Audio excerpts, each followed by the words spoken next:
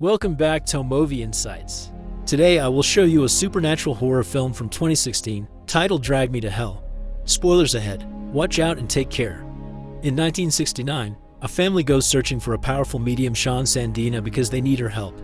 Their son thinks that something awful is coming for him because he stole a silver necklace from a gypsy wagon. Sean quickly realizes what's wrong and takes the boy inside, while the curse that's after him keeps getting stronger. It interrupts Sean's session before she can do anything and drags the boy to hell. Christine is a small-town girl that has moved into the big city to work as a loan officer at a bank. She's a nice and helpful young woman, which makes her boss and coworkers think they can treat her as a pushover. Her boss is even ready to give the assistant manager position to her coworker Stu, who's joined the bank fairly recently, but has shown that he can be very cutthroat in his limited time there.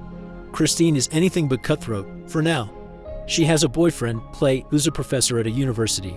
One day, while having lunch together, she can be seen giving him a rare coin she found at the bank that he could add to his nerdy coin collection. As she's leaving his office, Christine stops to drink some water and overhears Clay's conversation with his elitist mother, who doesn't seem to like or respect her because she was raised on a farm. The woman has no problem saying that to her son, but Clay has been dating Christine for a year and he wants her and his dad to finally meet her at dinner because he loves her. That day just keeps getting worse for Christine when an old lady comes in the bank to ask her for another extension on her loan. Mrs. Ganesh has 2 extensions on her loan already, but has fallen on hard times since her illness and would need another one. Christine goes to talk to her boss to ask him what to do about the matter, and he tells her that it's her decision if she wants to give her another extension or go ahead with the repossession of the old woman's home. She's put in a tough spot, knowing that it's a test from her boss to see if she can make the tough decisions, so she tells Ganesh that her request for another extension to her loan has been denied. The woman naturally gets very upset and tries pleading with Christine. Moreover, she drops to her knees and begs her for help. When Christine tries to get away from her and denies her pleas again, the old woman gets offended, thinking that she has shamed her and attacks her. Security drags Ganesh away, but Christine's boss tells her that she has made the right decision for the interests of the bank. Later, he's seen giving her the files on an important client that she has found for the bank. He implies that she's come at the top of the list for the assistant manager position, and for a brief moment it feels like her luck in life has turned. But when she leaves work that night, Christine gets a visit from Ganesh in her car. "You shamed me," she says to her, and grabs her hair, whispering curses in her ear. Christine fights back and they have a long struggle until Christine slams her car into another one, sending the witch flying to the front seat. The woman doesn't leave it be though and tries to bite her face even though she lost her fake teeth. Christine pushes her away and Ganesh finally puts her dentures back in, coming to attack her again when Christine shoves a ruler into her mouth. She pushes the woman out of the car, which only makes her angrier, so she breaks her window and drags her out of the car. Ganesh rips off a button from Christine's coat, puts a Lamia curse on it, and gives it back to her. She tells Christine that it will be she who comes begging her soon. Later, Clay comes to pick her up from work, and when they pass by a fortune teller's shop, she begs him to go inside. He doesn't like the idea because he doesn't believe in it, but still ends up paying for the session. The seer, Ramjas, takes Christine's hand and immediately notices her missing button. He stares off into the ether as strange things occur in his shop, then lifts her hand and sees the powerful demon that she was cursed with. That scares him, so he tells Christine and Clay to leave with a full refund, but he still answers her questions about what he saw. He explains that someone has cursed her. Clay takes her home, tried to reassure her in the car that Ramjas is a scam artist and that she shouldn't be afraid about anything he said to her.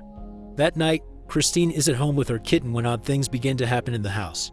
It cracks and crunches like somebody is trying to get inside when suddenly all the windows open, scaring the little kitten too. Her house looks like it's being possessed and she sees a demonic image in the shadows that attack her.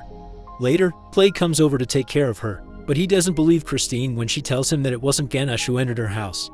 He calls a doctor to have a look at her, who says that it's just paranoia from the stress she experienced that day. During the night, a fly starts circling Christine as she sleeps and it gets into her mouth, waking her up. When she lies back down, Ganesh is lying next to her. She attacks Christine again, trying to bite her face off. The vomits putrid things all over her. Christine wakes up from her nightmare next to Clay and tells him that she couldn't wake up from the nightmare. Later, Clay takes her to work and tells her not to piss off any old ladies again. As soon as she's on her desk, Stu comes over and asks her to teach him about some bank stuff. When he sits down and she begins explaining the problem to him, his hand transforms into the old woman's hand, prompting Christine to stand up and tell him to get his hands off her desk. Her phone rings and when she answers it, blood begins to drip from her nose, and as her boss comes over to help her, Christine begins to spray vomit blood all over him. She freaks out and gets out of there fast, leaving ample room for her coworker to steal the important client files from her desk. Christine goes to find the old woman to beg for her help, just as she told her she would. When she gets to the house, it's not her that answers the door but her granddaughter, saying that her grandma told her she would come. She tells Christine that she's not welcome there, but after her pleas for help, the granddaughter lets her come inside. Christine walks in and the granddaughter shows her where to go to find her when a bunch of people shoves her into the house, laughing. They're actually attending Ganesh's wake, which Christine learns about the hard way, falling on top of the dead woman's body. The table it was on breaks and sends them both falling down, with the body on top of Christine, leaking something nasty into her mouth. When a few men grab the body to take it off Christine, it grabs her hair and rips a piece of it from her head. Ganesh's granddaughter tells her that she deserves everything that is coming to her. Christine goes to see the seer again, who tells her that what plagues her is the lamia, or the black goat, summoned only to perform the darkest deeds. For the first 3 days, the lamia appears as a nasty spirit, tormenting its victim, and after that, it comes for the soul of the owner of the accursed object. Christine remembers that object to be the button, making Ramjas step back away from it, and asking what she should do with it. He says that as long as she's the owner of the cursed object, the lamia will still come to take her to hell. Christine asks how she can get rid of the curse, and the seer tells her that she might try to appease the demon with a sacrifice. She refuses to do something as vile as that, but still takes the book he offers her. Ramjas tells her that when it comes for her, she would be surprised about what she would be willing to do. Later, she looks through the book as her kitten meows at her when she suddenly hears the cracks and crunches of the lamia in her house once more. The demon's shadow begins appearing stronger than it did before, hunting her throughout her house. Christine goes up the stairs to her room and it follows it there. She locks herself inside and goes to call Clay, but he doesn't pick up. Lamia's hooves can be seen in front of the door and Ganesh's face screams at Christine through her phone screen. Suddenly, Lamia's shadow begins to change into arms and reaches for Christine when she escapes its grasp barely. She tries going out the window, but the demon is there too, scaring the life out of her. It grabs her and spins her across the room, then flings her into an opposing wall. Christine is finally broken. She grabs a knife and calls out to her kitty. She does the thing she never thought she would, crying as she kills the kitten. When she finishes burying it in her yard, Clay shows up and notices the blood on her sweater. He believes her when she says it's tomato juice. Nevertheless, he thinks that they should postpone the dinner with his parents they have that night because of everything that has happened to her lately. Christine insists that they should still go, convinced that her sacrifice has made all of her problems with the demon go away. Christine puts on a nice dress that Clay loves and they go to the dinner happy that it's all worked out. Clay introduces Christine to his parents and his mom instantly starts giving the girl grief, eyeing the cake she's made for them with disgust. The mom still accepts the cake and takes it to the dining room with the others following her there. Their cat Hecuba hisses at Christine, probably sensing what she's done and that she has a demon on her tail. Clay's mom doesn't understand how their sweet cat can react to someone like that. During the dinner, Clay tries to play up Christine's achievements, but his mom heckles her regardless. Christine explains at length what she does as a loan officer, but that still doesn't impress the woman. The two of them finally bond when Christine is honest about her family and her mom's problems with alcohol. The mom says that her father was also an alcoholic, but unlike Christine, she never dared to admit it and she respects her for her candor and backbone. As they begin to talk and laugh over the dinner table, they get served a slice from Christine's cake and even the mom is glad to try it now. Suddenly, Christine hears the sounds of the lamia again somewhere in the vicinity of the door. She asks Clay if he heard something as well, but he hasn't. Christine goes to eat her slice of cake and sees a fly moving inside of it when Ganesh's eye appears in the piece. She stabs it with a fork and it leaks goo and blood all over the plate. Christine still pretends that everything is alright even when the cake sucks up her fork. Then Clay's mom asks her something which she didn't understand and she gives a wrong answer, prompting Clay to correct her. When she finally takes a bite from the cake, she chokes on it, then coughs out a fly, disturbing both parents enough to stop eating her cake. Suddenly, she starts hearing an unbearable noise and banging on the door, so she grabs a glass and throws it at the door, screaming to be left alone. Clay calms her down and she says that she wants to leave, storming out of the dining room. Clay's mom tells him not to follow her because she's a sick girl. That night, she goes to the seer again and rampages through his shop, saying that she did what he told her to do. Ramjas explains that they are dealing with elusive and powerful forces and that there are no guarantees when it comes to dealing with them. He says that she must talk to the demon and dissuade it from taking her soul with the help of someone that he knows. Christine has a hard time believing him, so he reminds her that Lamia will come for her after the 3rd day. He adds that the woman he knows can help her will need to be paid heavily because she would also be putting herself at great risk from the demon. Christine asks how much and he tells her that she will need to pay $10,000 cash, but the next day. The following morning, Christine goes to work to talk to her boss about an advance she would like to get for the assistant manager's position. However, he informs her that the important deal with the client was cancelled and the bank's branch is going to have serious problems because of it. To keep it short, she won't be getting the promotion, but if the position becomes available again, then Stu will get it. Christine leaves work and starts grabbing everything from her house that she can sell. As she gets certain items from her shed, Ganesh's spirit attacks her and shoves its fist down her throat. Christine drops an anchor on its head and its eyes splatter all over her face but vanish when the spirit vanishes.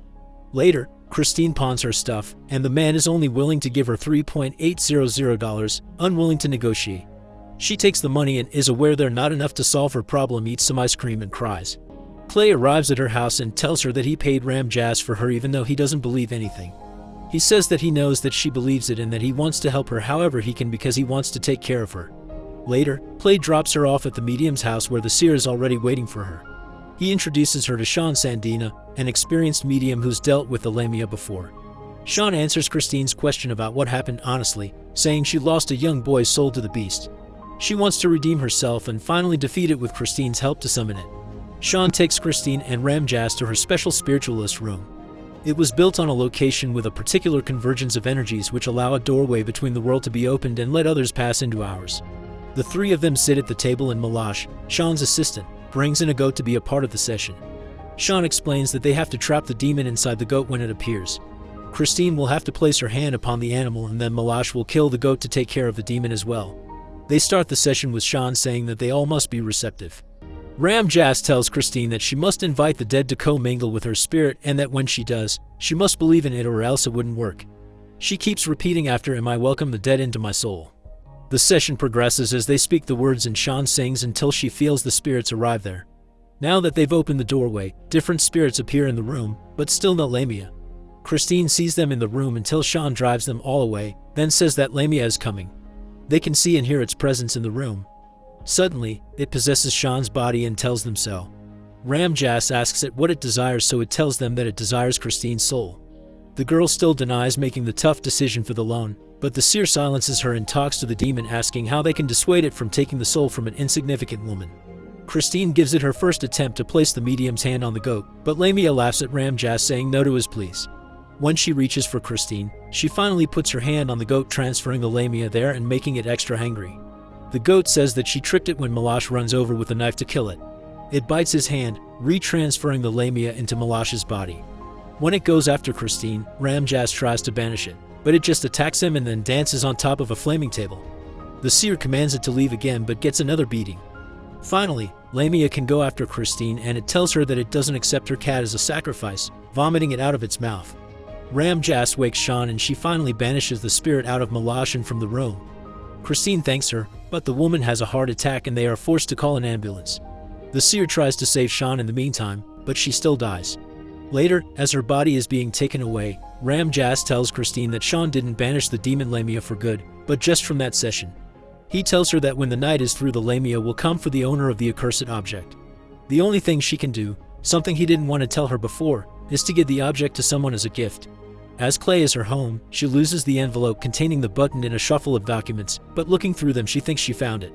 When he drops her off home, Christine tells him to meet her at the station in the morning so they can go on a vacation.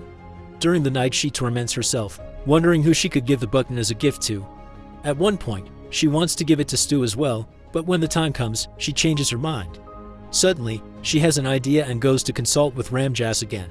Christine asks if she could give the cursed object to someone that has died, and after a little bit of research, he tells her that she can. She drives to the cemetery and digs up Ganesh's grave, then rips open the wooden casket, revealing the dead body inside. Christine first tries to put the envelope inside the body's hand, but she can't do it, almost like it's still fighting with her. So, she resorts to opening its mouth with a shovel, making the gift official by stating it to the heavens, and shoving the envelope down Ganesh's throat. Once all of that is over, she almost drowns in the grave since it has rainwater pooled inside. Christine manages to pull herself out of that, thinking that she solved her problem. The following morning, as she's getting ready to meet Clay at the station, her boss leaves a voice message about Stu. He says that Stu wanted to steal the important client from Christine and broker a deal with another bank. So, in light of that, her boss will be giving her the assistant manager position.